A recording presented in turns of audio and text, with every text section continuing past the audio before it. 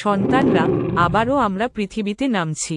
মানুষ আমাদের পূজা করবে, গান গাইবে আর মোবাইলে লাখ লাখ সেলফি তুলবে। সেলফি? মা, গত বছর তো এক ভক্ত আমার সুর টানতে টানতে ভেঙেই ফেলছিল। তার উপরে কেউ আবার স্ন্যাপচ্যাট ফিল্টার দিয়ে আমার মাথায় খরগোশের কান বসিয়ে দিয়েছিল। খরগোশের কান! আর পূজার সময় সবাই ধন সম্পদ চায়, আশীর্বাদ দিলেই তারা ছুটে যায় অনলাইন শপিং সেলে। অ্যাড টু কার্ট এখন ওদের আসল মন্ত্র। আমার অবস্থা আরও খারাপ। আমি জ্ঞান দিই আর তারা সেটা ব্যবহার করে টিকটকে বানায় গণিতের সূত্র 15 সেকেন্ডে শিখুন। এই কি তবে বিদ্যার সম্মান? আমার নামেই কিছুটা ভক্তি আছে ভাবছিলাম, কিন্তু না। গত বছর কিছু জিম ট্রেইনার বলল আমি নাকি ওদের বাইসেপসের ব্র্যান্ড অ্যাম্বাসাডর। তারপর আমার মুখ ফটোশপ করে প্রোটিন শেকের বোতলে বসিয়ে দিল। আর আমি?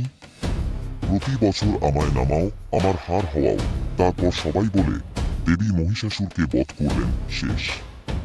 আমার কাহিনী নেই, আমার দুঃখ নেই, আমার কোনো আইনজীবীও নেই।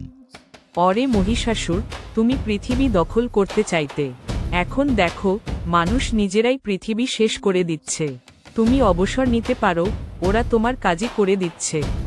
সত্যিই মা।